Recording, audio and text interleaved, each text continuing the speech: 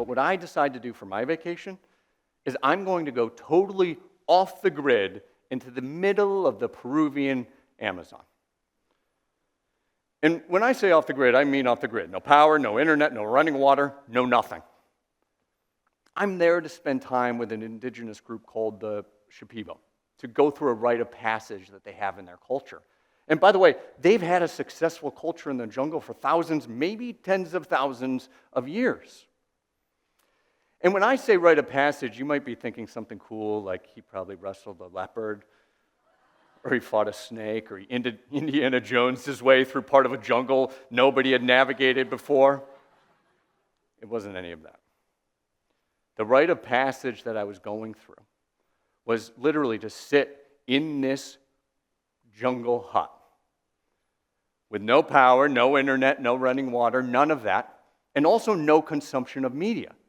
So no reading, no music, no intake of any kind. And by the way, there was very limited food, sometimes no food, and sometimes no water. But I was there to trust in a greater purpose. And I'll tell you, day one, I'm ready to lose my mind. Day one. So they dropped me off in the middle of nowhere in a hut that looks like this. Now, this is basically 4 sides of mosquito netting that didn't do that good of a job, and a really flimsy roof. There's no bathroom. There's no Wi-Fi. There's no In-N-Out Burger. You're not In-N-Out Burger fans here? What's the burger place here? Oh, I love Five. I actually think I like that better than In-N-Out Burger. There's no Five Guys here either. Maybe you probably guessed that. And literally, like it sounds funny, but I got there, and they dropped me off in the middle of nowhere, and I'm thinking, I'm going to lose my mind. I'm not going to make it. Day after day goes by. Day 5, I'm hanging on for dear life. I'm just hoping I can get through the next 2 weeks. I'm there for a total of 3 weeks, by the way. I haven't seen a person in days. Here's what I did see. A lot of jungle. So many bugs. I was saying that the whole time. So many bugs everywhere. Now I could walk around. There was a space that they had kind of carved out for me. They said, okay, this is your area, Sterling. I haven't seen anybody for days. And I get to day 10. 10 days of discomfort. And finally something started to shift. You know, have you ever started a new diet, and the first couple of days, maybe the first week, it's so hard. And then after a while, your body just kind of gives into it. It lets go. There's this acceptance that happens. That happened to me 10 days in. And I don't know if it was because the mosquitoes were biting every inch of me. I don't know if it was the incessant heat, maybe the dehydration. Or maybe it was, this is probably TMI, but I'm going to tell you anyways, these nearly invisible bugs that if they got on your feet, they would crawl up your legs, burrow into the most uncomfortable areas, and itch like you would not believe. I don't know if it was any of that, but I found myself starting to kind of get angry at nature.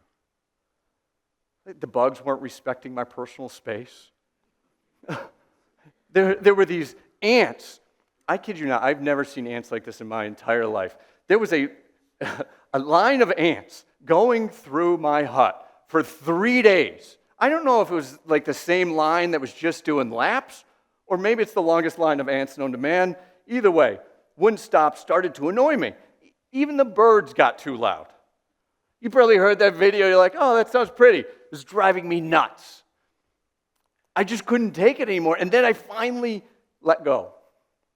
Something in me snapped or broke or gave in to this higher purpose. And you want to know what happens? It's something that I never would have believed could happen to me, especially not in the middle of the Peruvian Amazon. 3 things happened. I grieved the loss of that company. I grieved the loss of the life that I thought I was supposed to have. And I grieved the person that I thought I was supposed to be. I grieved all of it.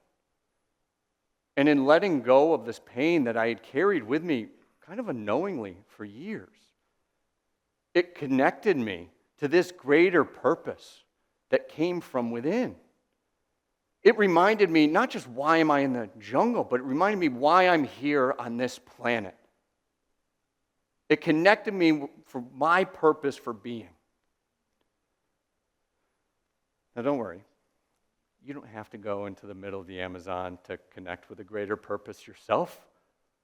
But what you do need to do is give yourself permission to trust in that higher purpose and let go. And you do that by asking yourself some really hard questions that you know you need to ask yourself, but you haven't yet confronted. You confront some of those really uncomfortable emotions that maybe you've been carrying for years, in some cases, decades. And you listen for what comes back. You wrestle with what comes back. And you find what in there you can ultimately trust.